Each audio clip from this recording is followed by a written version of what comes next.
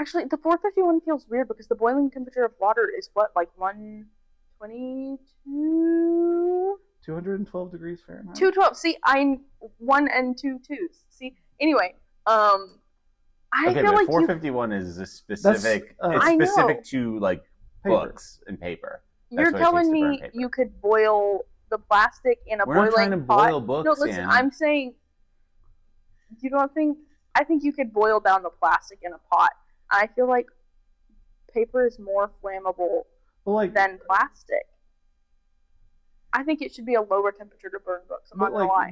That's the 212 degrees Fahrenheit is the boiling point of water. Yeah, not the boiling point of everything. If you put plastic in boiling water, it's totally melting. Depends on the plastic. All my chemical engineers back me up on this. I'm sure there's at least 3 of you watching. 3? You think we have 3 viewers?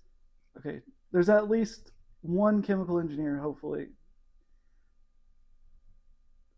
Maybe we don't have any chemical engineers? I'm just going to say I don't know what temperature it needs to be, but it sounds like Anna is defying science here. Oh, 100%. Yeah. I didn't know our producer was RFK Jr. over here, but... No, she's kind of acting like the more primitive societies from the book Your that we tongue. read. Oh. Segue. How do you think she'd do on Patji? She'd definitely die on Patji.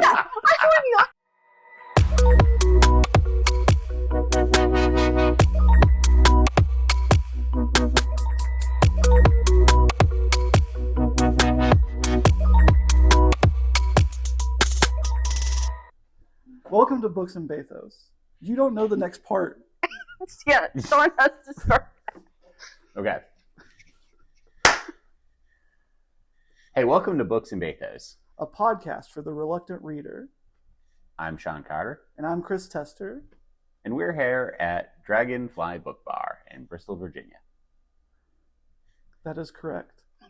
And we had just read Isles of the Emberdark by Brandon Sanderson. So if you haven't read it, please do so right now. It's only 17 and a half hours on Audible. Easy. If you listen at 2.8 times speed, that's about 5 hours. Easy. I hate that you listen to these things not at 1x. I never said that I did that. Okay. Just listening to a book like the Micro Machines guy is reading it to you. You're trying to get through I'm terms reading and it conditions. like Murderbot would consume this content. Okay. Shout out to my boy Murderbot. We need to revisit him. But point is, we did Isles of the Emberdark this week. And how did you feel about the book? What's your initial feeling? More so, let's talk about how we consumed this book. Good point. So for me, I listened to the audiobook while reading alongside it. And I was able to do that. I wouldn't necessarily recommend this, but because I'm a procrastinator, I did that at about 2.8 times speed. I tried 3 times, and that was gibberish. And then I went down to 2.8, and I was like, I can vaguely understand what's going on right now. So I will do very well in the trivia section later. But I do like that. It allows me to focus better as opposed to just doing one of those things separately. Okay, so I listened to the audiobook all the way through, never picked up a physical copy at all. And that's really the only way that I can get through these books in the amount of time that we have to read them. Although I did get done almost a week early, but if it was me trying to read like a physical copy, I would be still probably like a third of the way through it. So anyways, I'm washing dishes, I'm doing laundry, I'm cutting the grass, I'm at the gym, I'm listening to Isles of the Emberdark. Embers of the Isle Dark by Sandon Branderson. But this is a fun thing where I was at the gym and I'm on the treadmill just walking, and I was listening to Isles of the Emberdark, and then I went to lift and I switched over to music because I was like, I can't lift to Isles of Emberdark. I need something a little bit more up tempo. Maybe Isles of the Emberdark at 2.8. Maybe that would be enough. That would get you pumped, dude. Yeah. But anyways, I switched over to music, and there's this man, I had to have had the nerdiest thought in the gym at that moment, which is I was listening to a song.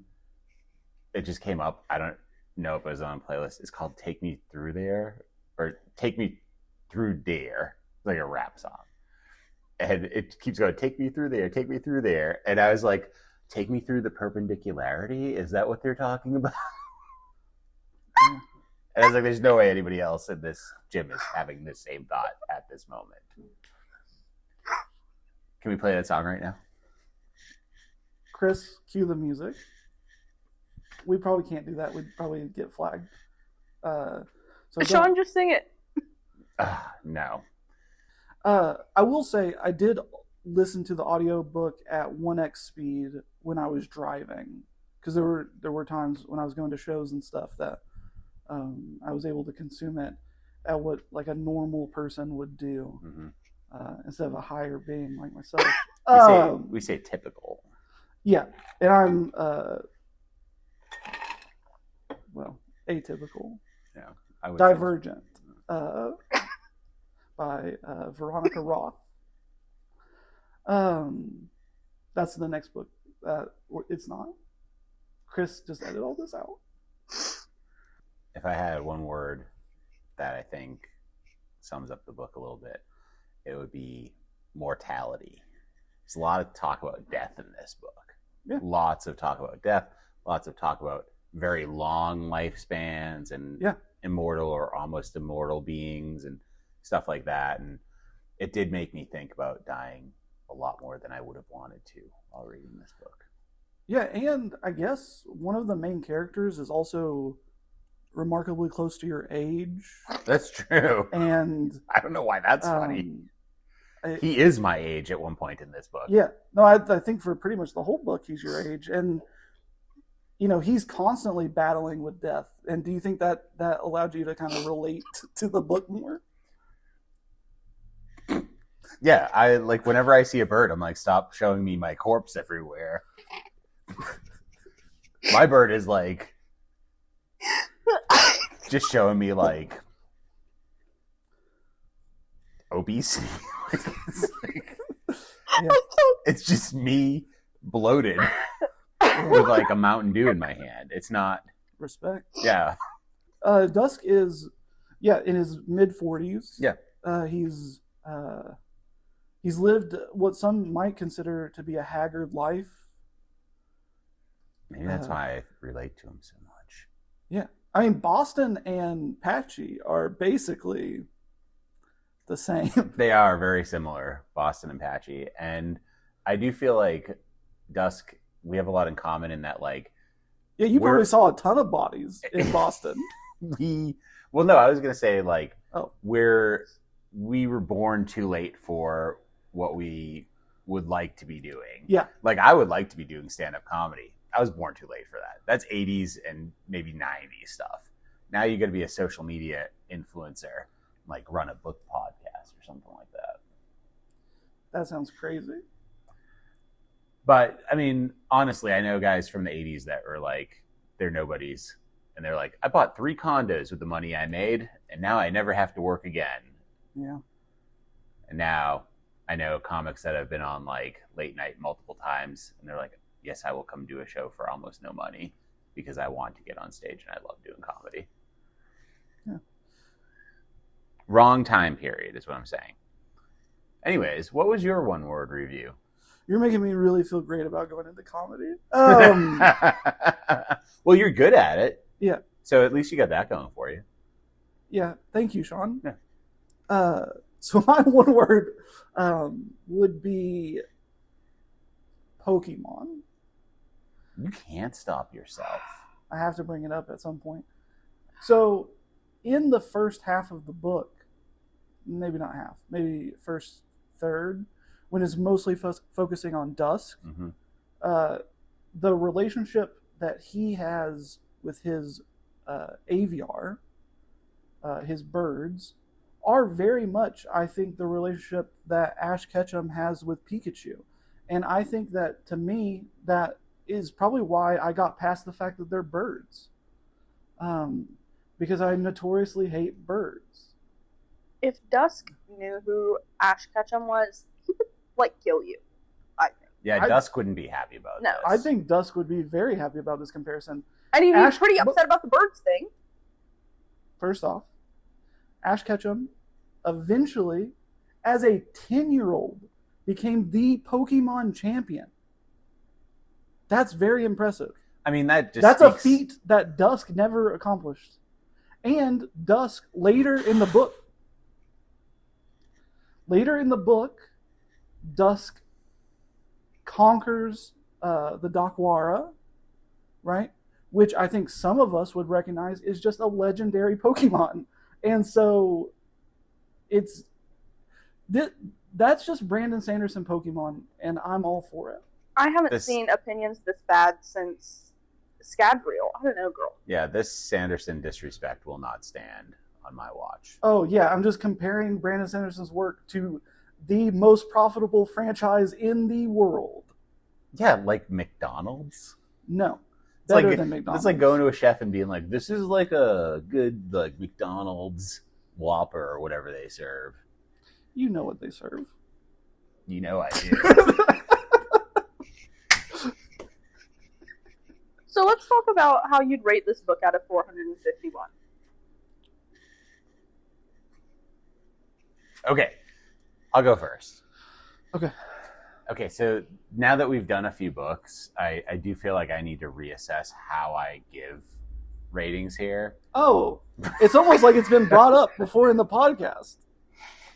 I mean, I gave Murderbot like 450. Yeah, you did. And that doesn't leave a lot of wiggle room to say, like, I liked another book as good or better than this. Yeah. So I think I'm going to have to reassess here. Mm-hmm. So everything, I think I need to look at it as like 225. I think it was a fine book. Yeah. Like 375 or higher. Like, it's like a great book. Is like, yeah, really good. 425 means like if you interrupted me while I was consuming this, I am mad at you. Yeah. Something like that. Okay. So I'm going to give this book 400. Nice. Still very good. Very, very good. You don't have to tell me. Very good. I've been the one who has taken shots in this podcast because of my low ratings. Yeah, I was a little over eager in my ratings. I like to give good ratings, though. I mean, people pour their heart into their work. Oh, I'm all for that. Yeah. It's just you got to be able to keep consistent, and then be able to, you got to leave room for things to get better. Now, unless you're leaving Google reviews, then you leave 5 always stars. 5 stars, especially for a small business. Unless it was garbage, or an outstanding local comic that likes to make nerdy jokes about, I don't know, Pokemon. Or a podcast that you like. Feel free to leave a comment.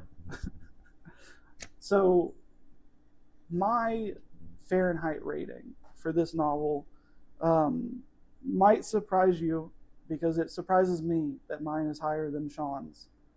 But I gave it a 421 degrees Fahrenheit.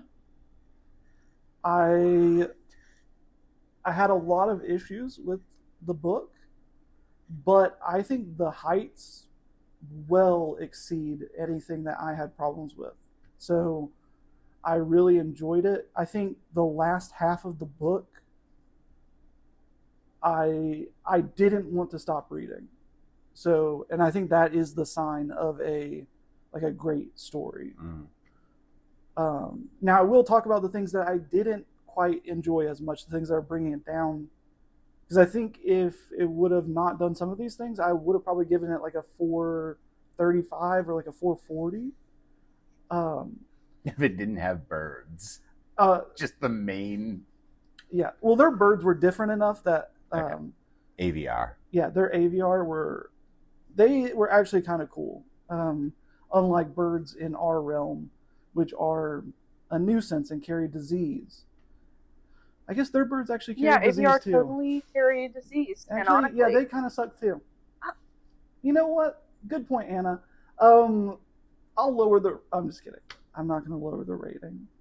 But So my biggest issue was there was a lot of change of perspective, and I would get really into one storyline, and then I feel like I was having to wait to get back to it. Gotcha. Yeah. And so like the first, like, because it's split up into 4 But is there books. not something to say for building anticipation? There is, but I think at certain points in the novel, I would have rather just consumed both of these stories separately. Gotcha. And I felt that especially with the first section of the book where it was going. Well, that was they were like incorporating the novella right. so that you could catch up. But I think I would have preferred it if it was just like the novella. Yeah. And then I mean, I think that we should have probably just if we could have read it that way, that probably would have been. And so I think I would have appreciated it a little bit more. I didn't mind in the middle the switch between Starling and Dusk perspective too much. At the end, when it was like every paragraph was switching, was a little much. But despite that, I still very much enjoyed the novel. It's the best thing we've read to this point, in my opinion. And if anything surpasses it, I would be very, very happy about that. I will say that this was the first book in 2026 that I gave a 5-star review. But I also have a lot more of the Cosmere than you guys, and I think it's worth noting neither of you have ever read Sanderson before, and it's crazy that this was your first book. It's not a normal first book pick.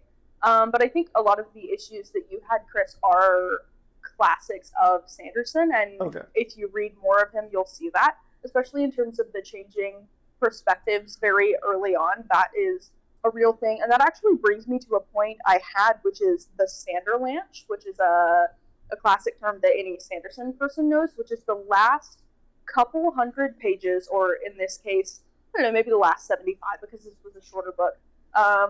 Everything just happens all at once, and people can frequently say the start of a book is a lot of different perspectives, the middle is kind of slow, you're getting backstory, and then the end of a book is everything's happening all at once, you get resolution, and a lot of people think that the Sanderlanche makes up for the fact that it's a little slower and that it's a really big page investment. What is your all's thoughts after having experienced your first Sanderlanche? What did you think of the end of the book? Because I know both of you kind of alluded to it really getting going for you at the end.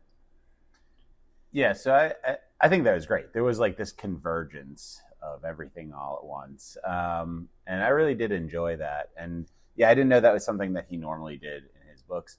I will say that knowing that he has all these other books in this sort of universe made me really interested to look more into it and read more of his stuff. So, I think that was great. I agree with you where I was like the back and forth at the beginning was a little bit much for me, but yeah, I think the payoff is enough that it takes that setup maybe. Oh yeah.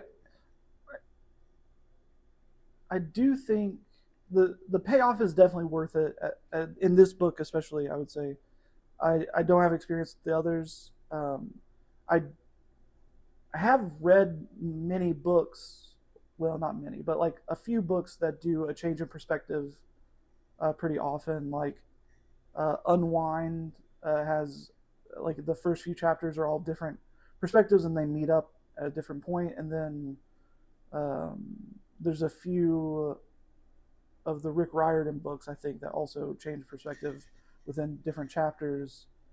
And I don't mind that. I think for me it was just how much it was happening in this one, where it was not only changes of perspective between characters, but also changes of perspective timeline between his original short story and this novel. So, and by the way, this one had 2 different narrators. Right. There are 2 different people narrating the book. And, you know, it was nice throughout most of this book, no matter who was narrating it, like I could tell which character was talking without necessarily them saying their name before or after. There was only one time where I was like, oh, that character changed, their voice changed significantly very quickly. And it was Dager towards the endish part, because they went straight from one narrator to the other very quickly. So like, the audiobook did do a great job, I think, capturing that in a way that made sense. Yeah. But I think overall, it definitely didn't take away from the story much, if at all. I think, like Shawn said, if you could read the short story and then read Dusk's perspective on the current situation, like it might be a little bit better. But outside of that, I mean, it's fantastic. Yeah, and he addresses that in the prologue. Yeah, forward, preface, whatever you want. But he does say, like, I didn't want people to have to go track down this obscure book, which makes sense. I will say, with the perspective thing, the prologue is about Starling, and then you have all of book 1 is about Dusk, and then that was a little bit like, I was like, when are we going to get back to the dragon? So then whenever we went back to Starling, I was like, oh yeah, that was this book. That's true. I'll tell you, when we started this book, and it started with like Starling was a dragon or whatever, I was like, oh God, what did I get myself into? Yeah. And then it went to Dusk, and then I was like, what? This has nothing to do with. And it took so long to get back to it that I kind of did. And then you're already invested. And you're like, All right, let's get into some silly stuff. If each of you had a bird-based magical power, what power do you think you would want?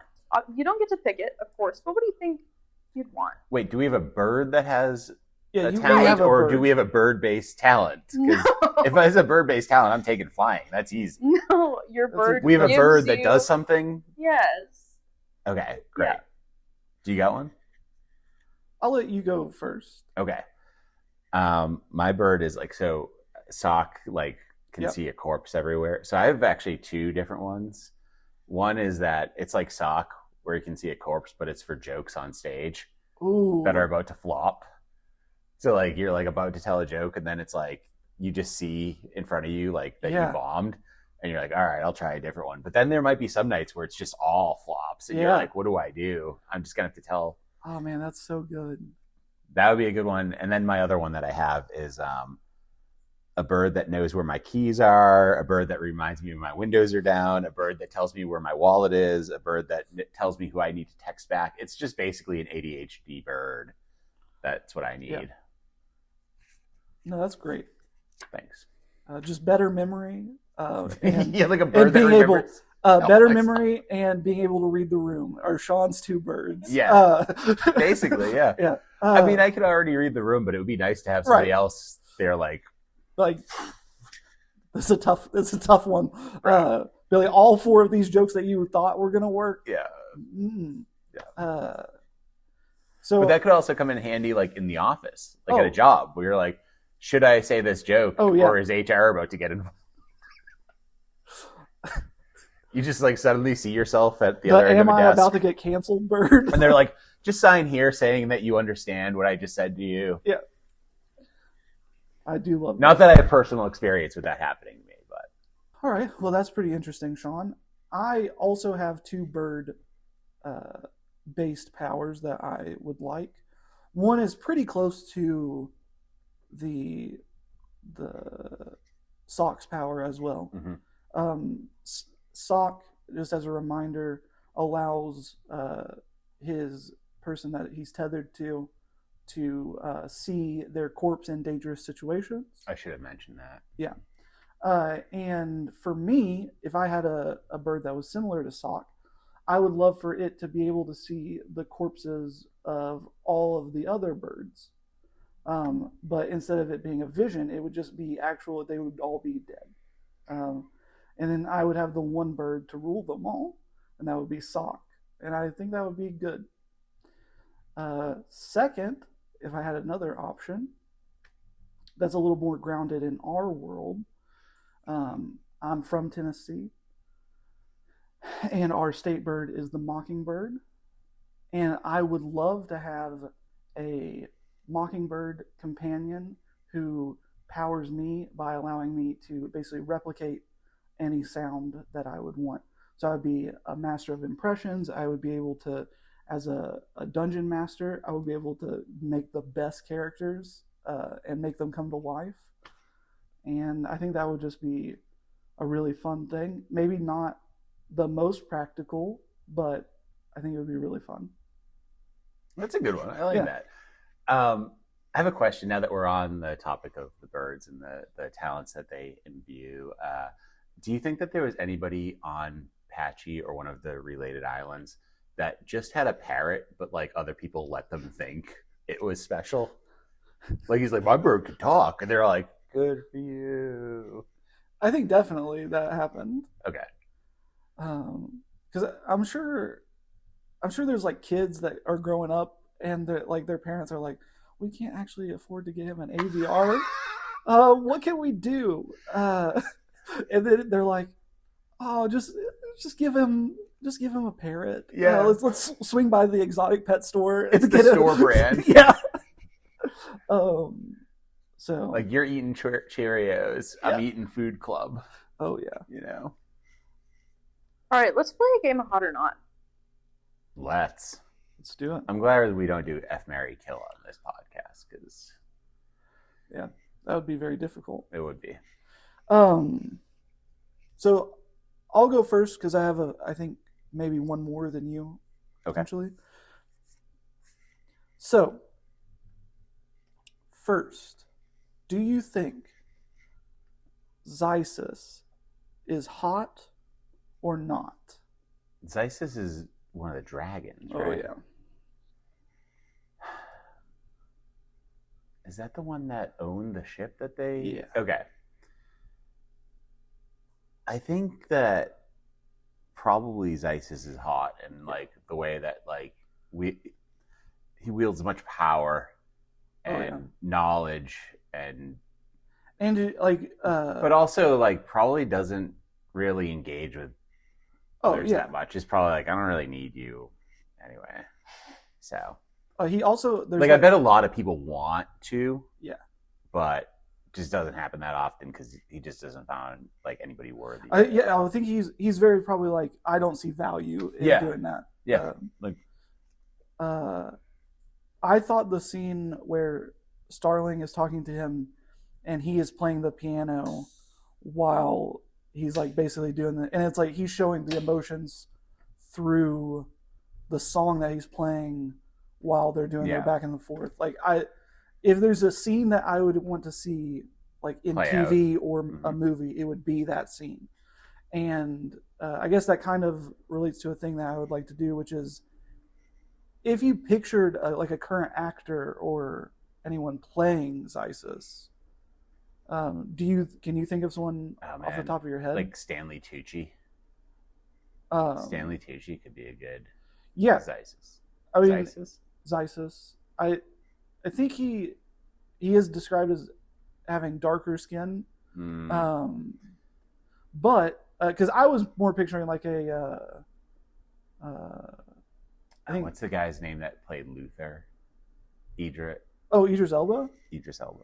Oh, Idris Elba would could be a good one. Amazing. Yeah. Now he's not quite as intimidating as I would like. I think he could be if he wanted to be. Yeah, you're right. Idris Elba might be the play. He was Stringer in The Wire. Never saw The Wire. Oh, okay. I'm not. Cool. It's good. It's a good show. Anyway. Okay, so Xysis is hot. We think he would be played by one of the hottest people in the world. So that checks out, I think. Yeah, I think that makes sense. Also, Xysis, it's spelled Xissis. And if this means anything to anyone out there, please comment. I got the impression every time I was reading it that he's part of Organization 13. If you know, you know. This seems like some real nerd stuff that's happening right now. No, this is just for cool people. Just for really cool people. Okay. Who else do you want to know about? Who else do you want to know is hot or not? Well, let's let you do one, and then we'll come back to some of mine. Oh, okay. This is one that I have strong opinions about. Okay. But I want to know if you think that Chrysalis is hot. Yes. Okay, Anna, this isn't about you. We knew you thought that, Anna. I do. Chrysalis, first, just to remind everybody who this character is, they are the hive mind that is made up of a lot of insects, and they can take the visage of a human. They have human parts that they have been able to assemble through. Just a person made of bugs. Yes, basically. And sometimes you can see them crawling around. Right. Well, that's the kind of creepy part. So I would say that particular thing, where you could see the person kind of coming apart or coming back together, is probably not hot. Everyone in the book describes it as unnerving or disgusting. So, if you're into it, I'm not going to judge, but it sounds like you are. Well, can I just throw something out? This might be too spicy for you, Chris. Okay. So, if you're editing this, feel free to take it out. But imagine that you're being intimate with Chrysalis. And right at the moment of the crescendo, she flies away in a million different directions. That seems pretty hot to me, honestly. It's like confetti. Yeah. It's like you're celebrating what you just did. So your ideal situation here is that you come to a climax and then they explode. I hate the word climax. That's the part of this that you have an issue with. Okay. Well, they don't explode. They're still very much intact. They're just in all the different places that they are. Well, they're no longer intact.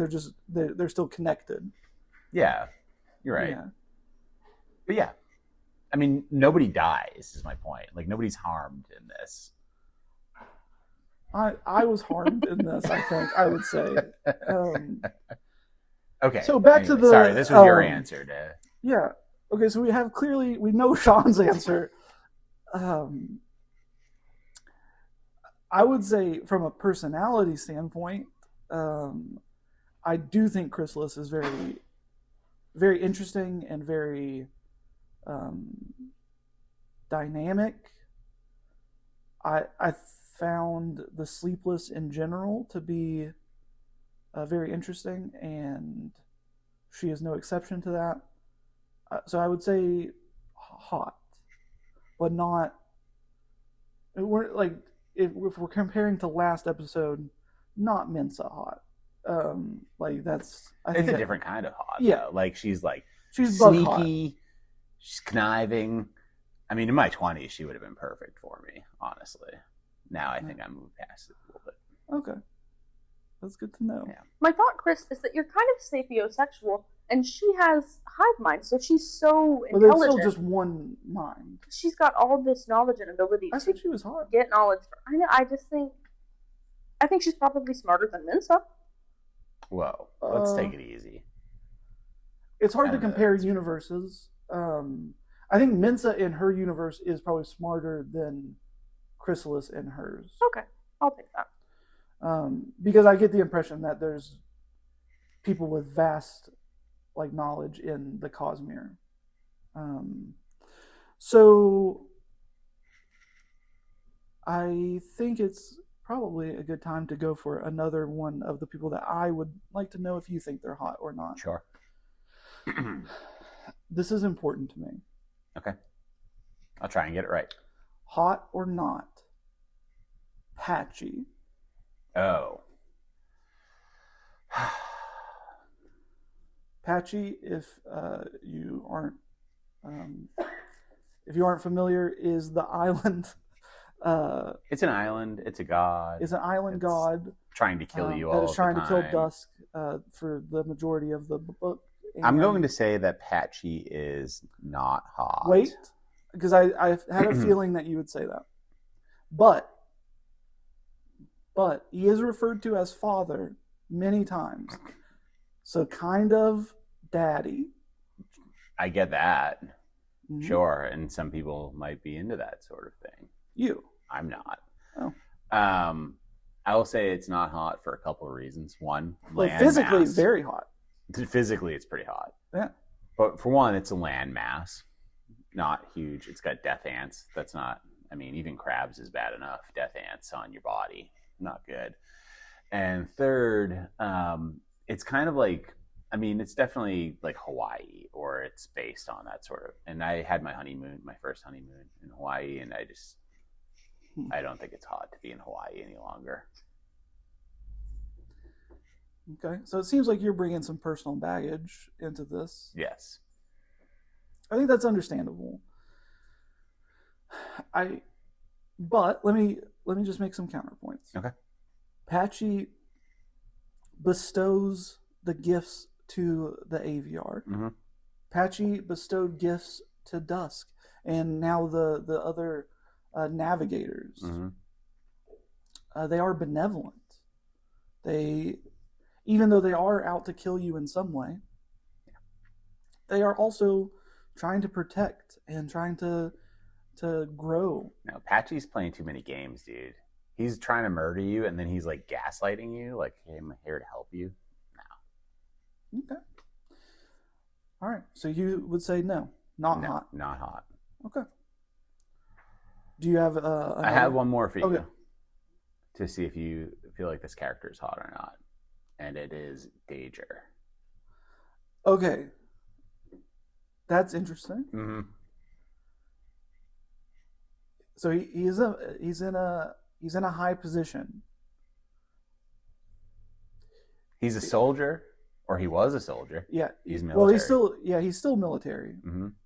He's a man in uniform. If that does anything for you, I think he has red hair. If that is your thing. He's like I picture him being played by Louis C.K. Well, that answered that. So Anna thinks he's hot. I definitely did not picture. Or Andrew Santino, maybe. Okay, so you very much want a comedian to play this I character. very much want a comedian to play Danger, yes. Who has very few comedic moments in this novel. I guess I don't think that of that many people with red hair.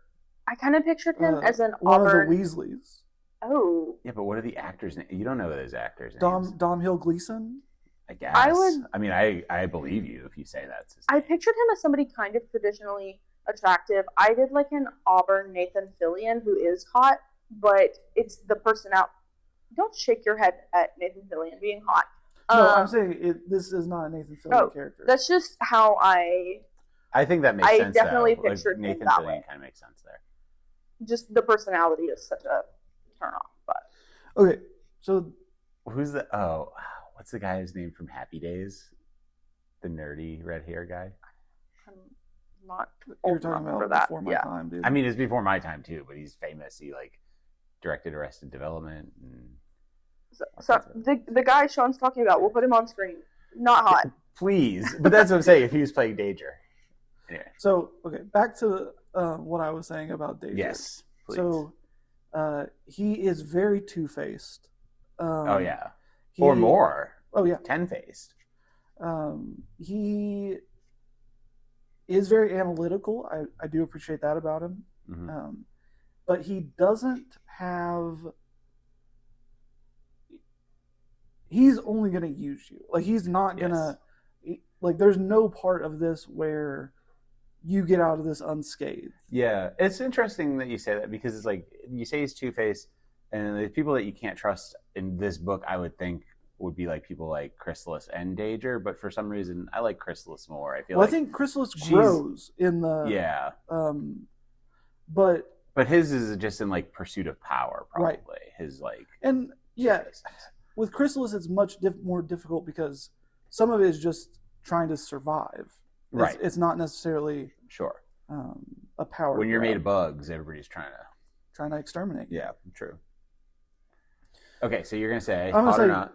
Not hot. I think Danger is not hot. I agree, and also much of his character is actually through a drone. Like a lot of him in the book is actually his best moments are through the drone. Yeah, that's true. Because I did like the interaction with him and Dusk when Dusk was like, "Oh, are you finished listening?" And then he was like, "Oh, so you knew I was listening?" Or it was just a fun interaction. All right, so my last hot or not. Mm-hmm. the Dakwara. Oh. The large shadow snake entity. No, dude, I don't do snakes. No? Nah.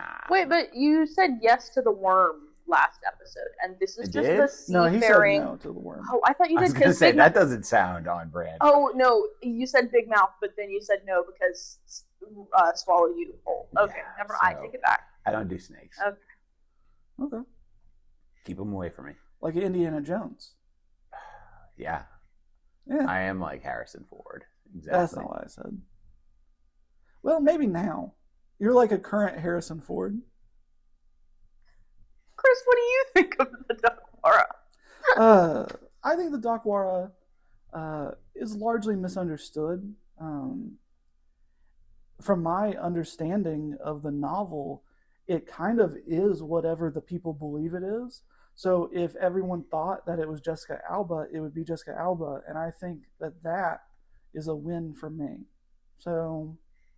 How about a pop quiz? Sounds good to me. You guys are going to be really excited this time. I know your favorite type of questions are names. This is an entirely name-based pop quiz.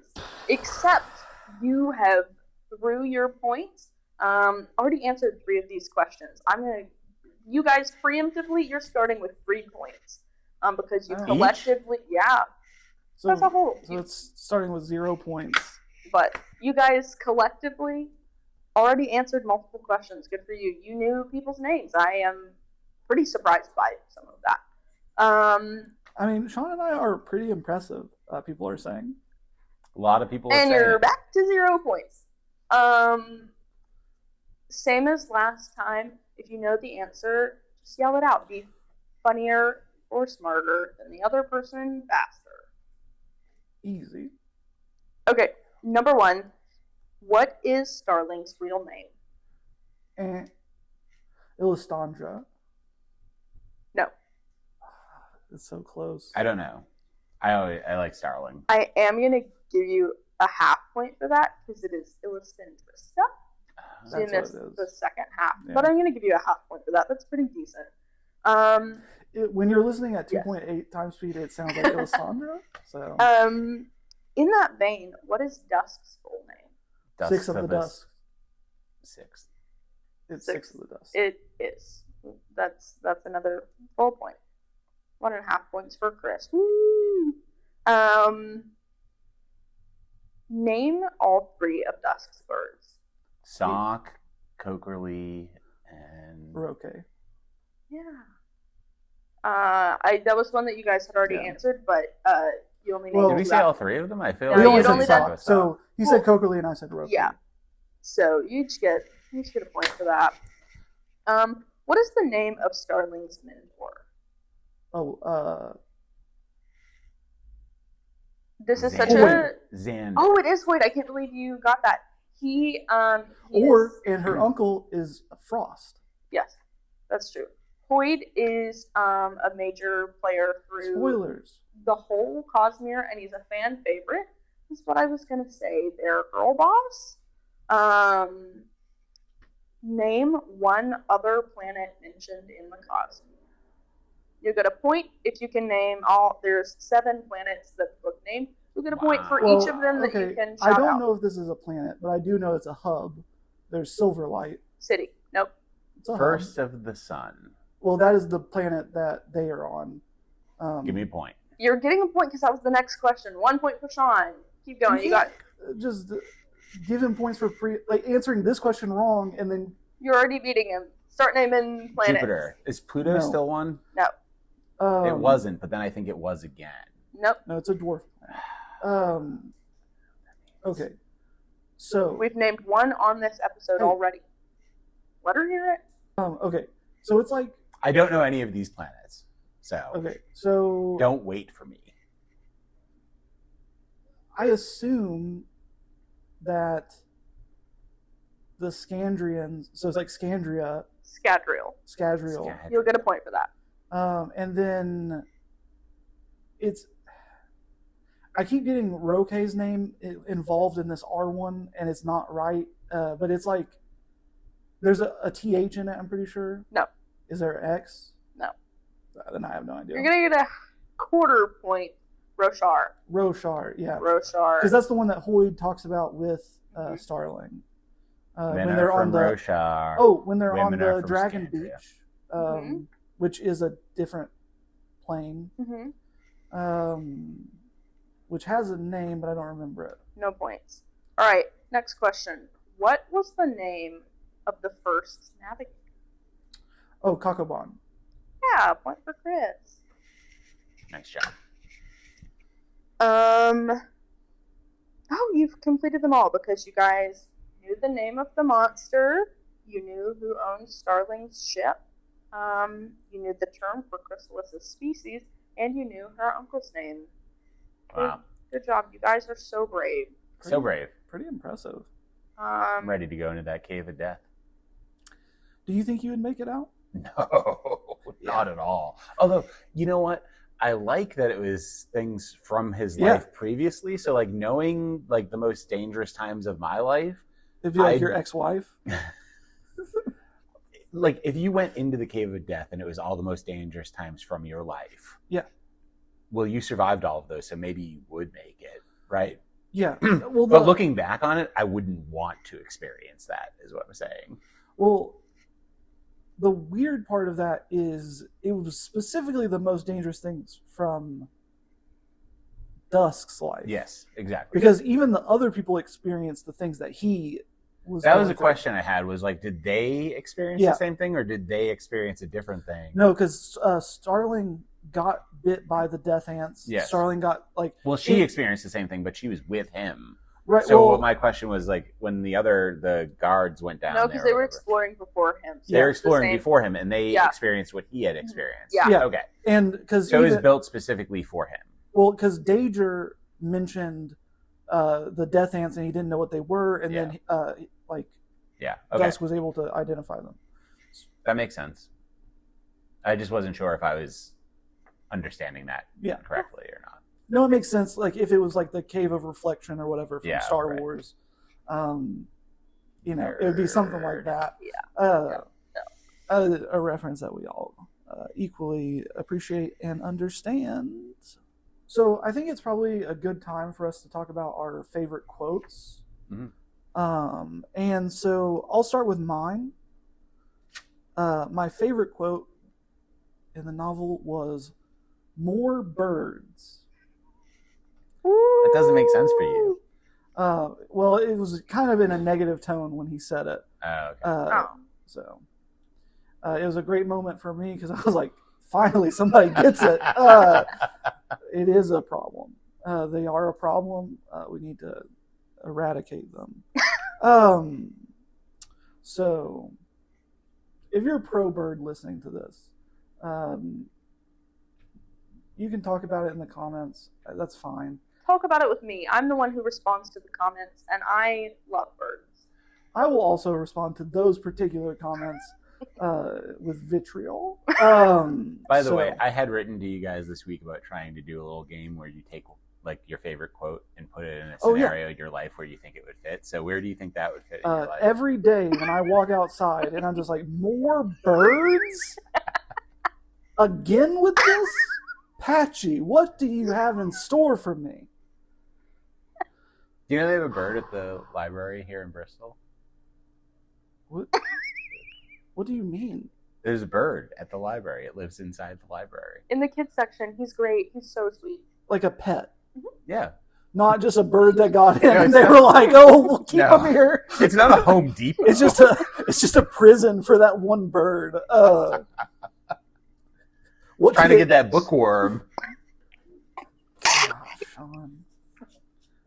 I wish you had that bird right now so you know that joke didn't land.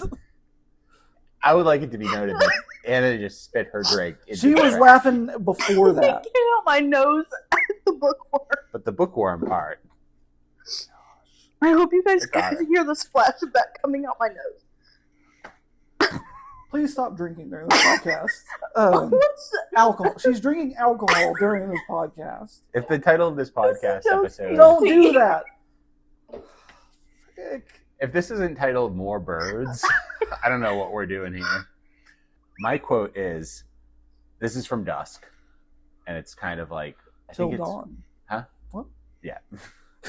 I like that movie, but Dusk said this to, I think, Vrothy when he felt like he wanted to snap to respond. Yeah. By the way, one of the things that I love in this book is how many times he says, or the narrator says, Dusk didn't respond because that wasn't a question. Yeah. Or Dusk didn't respond because he knew it was a question, but he didn't feel like giving an answer. Or, you know what I mean? That was a lot of fun.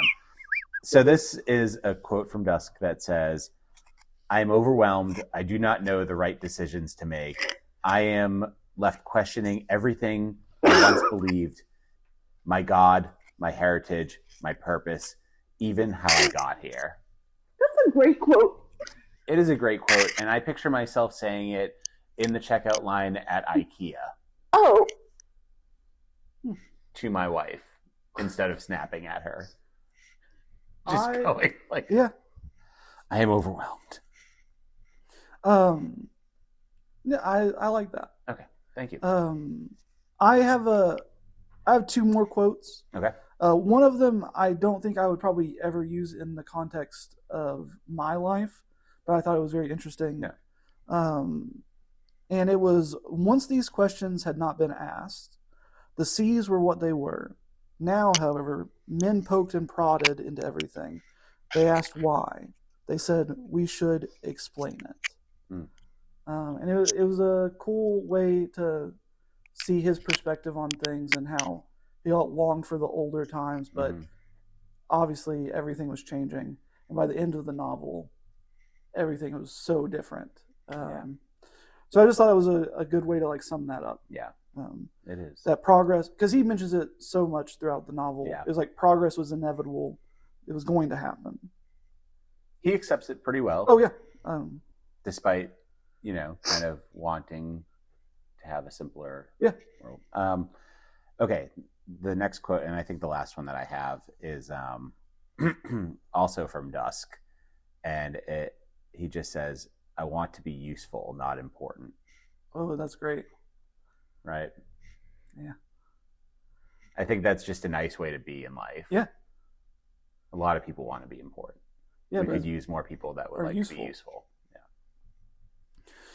No, I love that. My last quote was a thought from, or was the narrator talking about Dusk. He very carefully did not punch anyone, though he did watch them. And I feel like if there was a narrator just watching over me, talking about my life, it would be so funny if I was hanging out with people, and then it was just like, he did not punch them. He very carefully did not punch them. And I thought that was so fun, like a funny way to phrase it, a funny like line. Yeah. I liked it a whole lot. So great. Those are the quotes that we loved. Shawn, let's talk about some of the words that you love. Oh yeah. So I looked up some words in this book, and the first one was arcanist. Yeah. Which from the context of it, I just figured it was somebody that was an expert on something that probably a lot of people weren't an expert on. And then I looked it up, and it said a person possessing specialized or secret knowledge, and sometimes of like magical or whatever. Yep. So that kind of made sense. One that I looked up was aviar, which I couldn't really find a definition for, but just based on like the base of the word and everything and the context you could figure out, right? Well, I think aviar is like a specific thing to this world. Yeah. So. Yeah. Perpendicularity. Yeah. I looked up, which I couldn't find a good definition for, but once again, I think that's in the context of the book, you can figure it out. And then when I do look it up, it says, about 90 degrees and sorts perpendicular. So, but manacles, I looked up manacles, which I thought were, they were testicles, but they are not. They are metal restraints, typically rings joined by a chain. So I will say the first time that it said manacles, I read it as mandibles. which very much changes it. Yeah. She had mandibles. Yeah, I was like, what is going on with these dragons? She had mandibles holding her back? What? Yeah. That doesn't make any sense. So. Okay. I looked up the word abyss, even though I had a pretty good understanding of that, but they say it so much at the point in time where he's like in the unsea.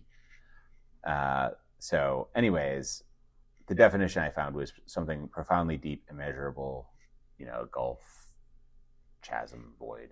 Yeah. So that made sense. And then the other things I looked up were like unsea and investiture, which also both specific things to this novel. Yeah, exactly. So those are my words for this week. That's pretty good. That means you knew all of the real words for the most part. It was just Sanderson. Your diction is improving. I will say, I guess that's one thing with the audiobook that's a little different. Like when you're reading along, a lot of those things are capitalized to kind of show you that it's like, it's like a proper noun within that world. Right. Where you don't really get that in the audiobook. Yeah. Whereas like I would hear like investiture and I'd be like, I have to figure out what this means now. Yeah. Whereas like it was never really a question for me. I knew it was something specific within that universe that they do somewhat explain, but it's not. Can I tell you 2 ideas I had for video sketches, like comedy sketches based specifically on Isles of the Emberdark? Sure. Okay. One of them is just a guy in like modern day, like the United States, and just having Sock and just like all the situations where he sees his dead body. I think that'd be fun. Yeah. And another one is some guy that's just handcuffed and just being like, I'm a dragon. I do love that. I'm a dragon too. We should make that. I think that, let's make that one. All right. Do you guys want to talk about the next book that we're reading? Well, I've already started reading it, which Anna was not happy about. Did you also start reading it? No. Oh, I just couldn't wait to get to it. I finished Isles of the Emberdark at 3 a.m. this morning. Okay. I said, a sequel to Little Women? I can't wait. No. Pride and Prejudice. Whatever. They're the same. Different authors, different time periods, and also, it's not a sequel, it's a spin-off by another author. Okay, to be fair, I haven't Sean read any was of these basically like, things. all women are the same. Oh, wow. This feels... You're the one that said I agree this feels... This feels unfair. All right, so somebody tell us about this book. Okay, so next we're going to be reading The Other Bennett Sister, which is a spin-off of Pride and Prejudice. It's remarkable that you knew that, Sean. Well, we have talked about this previously. They saw it. I definitely didn't cut that part out. Somebody edit this out. Nope. You can look at me, Sean, because I'm the one that's going to have to do it, and I'm not editing that out. Edit this out. Where could you find that book if you wanted to read along? You should pick up your copy at Dragonfly Book Bar in Bristol, Virginia. And I think you can get 10% off for it. Just as a reminder, that episode will be coming out May 26th. And hey, listen, if you're watching that episode 28, no, 20. You don't even need to worry about when it's coming out. If you just click the subscribe and then you click the little bell, so well, you will get a notification when a new episode drops. No, don't listen to Sean there, but because you need to read it before the episode comes out. So you want to know when this is going to happen, which will be May 26th when this episode comes out. Like and subscribe and hit the bell. Don't listen to Chris. Do both. Anna says do both. All right. Okay. I will accept that. Please buy this book at Dragonfly Book Bar. You'll get 10% off. You'll come out, read it. We all get together the 26th, and we have a great time. You can find me at Sean Carter Comedy. And you can find both of us and the podcast at Books and Bathos Pod. And you can find me at chris.b.tester on Instagram and Facebook. I hope you guys have a wonderful rest of the day. And Sean? I love you.